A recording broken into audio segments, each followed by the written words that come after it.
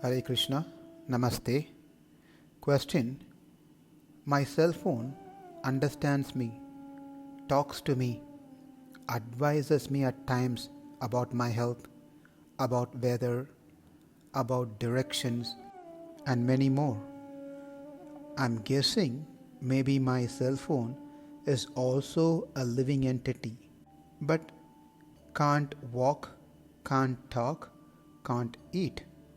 But otherwise, it can do many other things.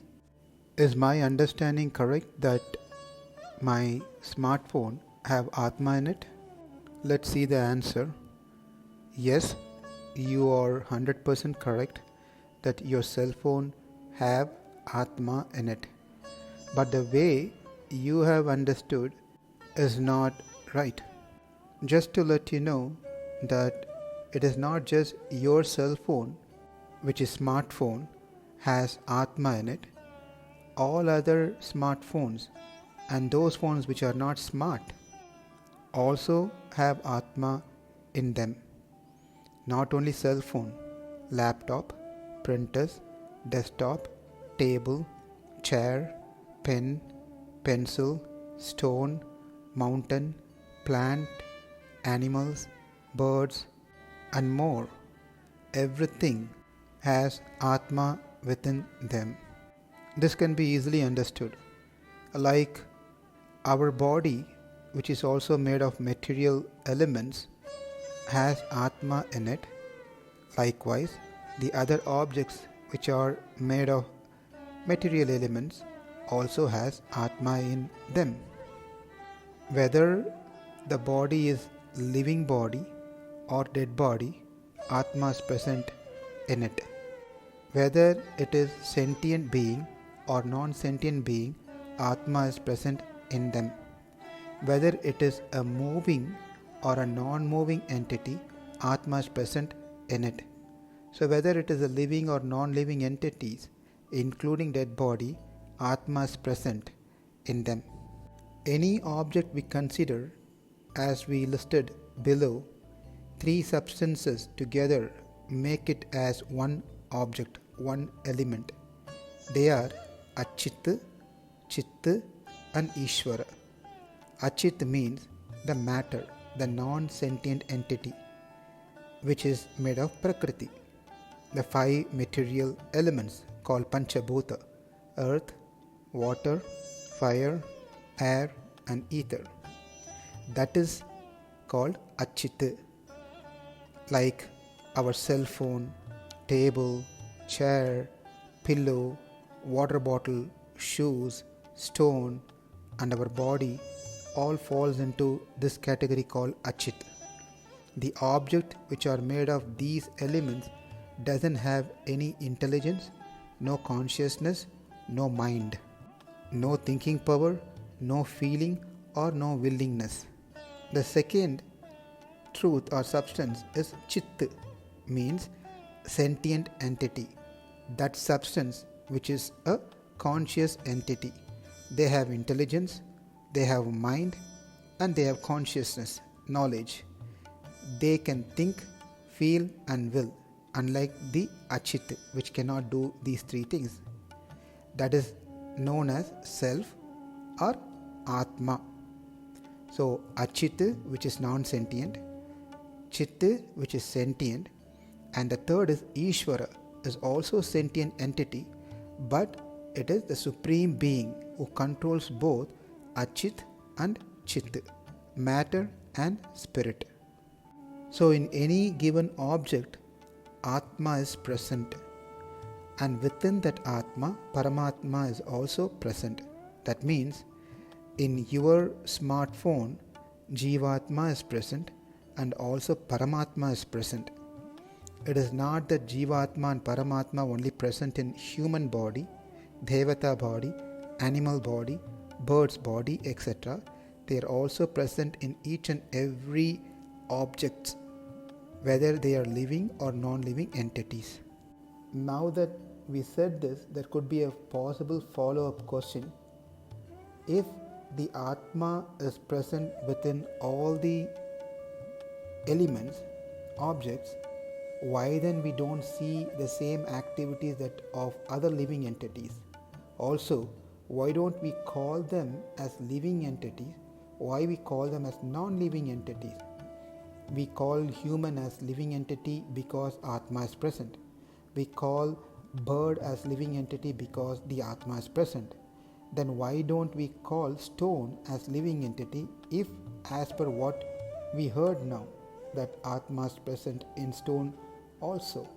That means we should consider everything as living entities. Why should we differentiate something as living entity, something as non-living entity? Answer: we call the human, bird, animal, reptile, aquatics as living entities because of the life force that can be perceived in them.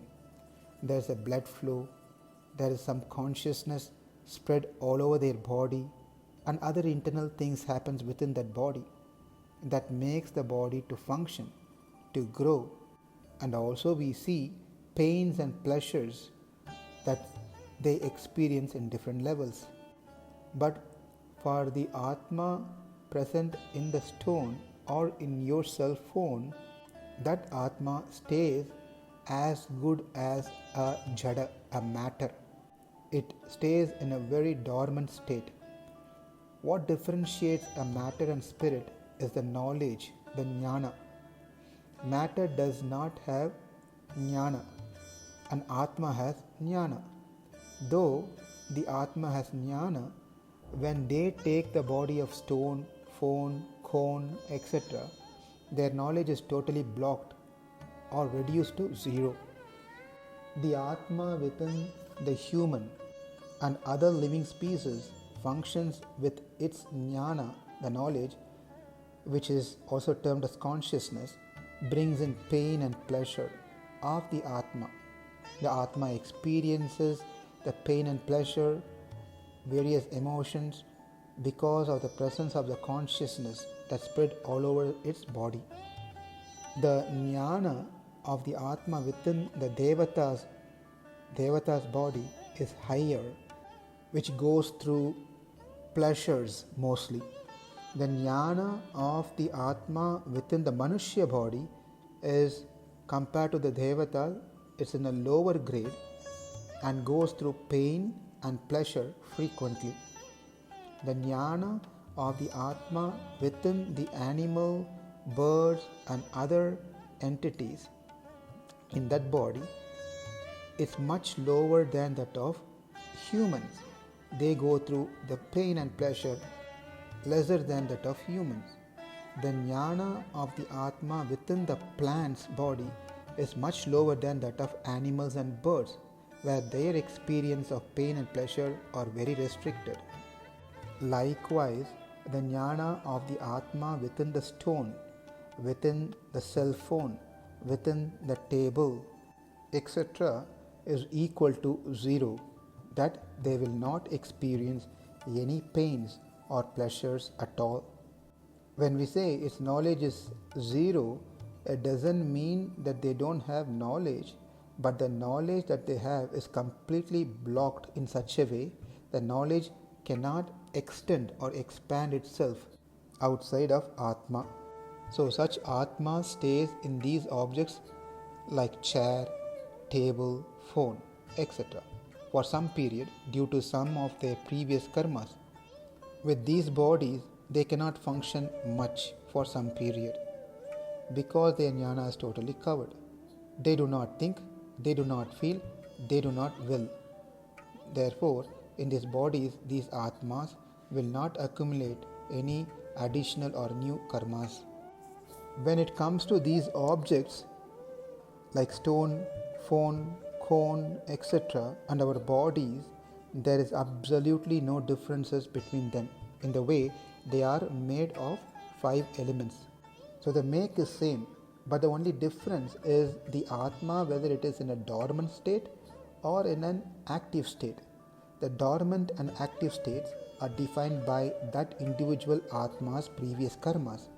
Based on the karma of each atma, the capacity of its jnana, the knowledge, is set.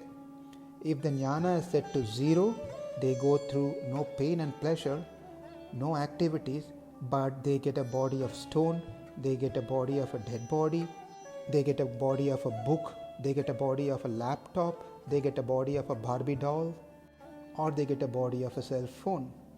If the Atma has done lots of pious deeds, punya karma, it will take a body of a devata. Its jnana extends 100 times more than human. And if the Atma has done much more greater punya karmas, then they get a body of a Brahma, whose jnana extends 1,000 times more than that of human. So what defines the consciousness, whether it can extend or contrast, is based on our previous karma. Accordingly, we get a body as well. That body can be a functional body which can move around, or that body can be a non-functional body like a stone or any other objects. Therefore, it is said to get a human body is very, very rare. Shastra time and again tells us to take advantage of our current human body, current human condition. So we don't need to become a smartphone with no consciousness in someone's hand in our next life. Thank you. Hare Krishna.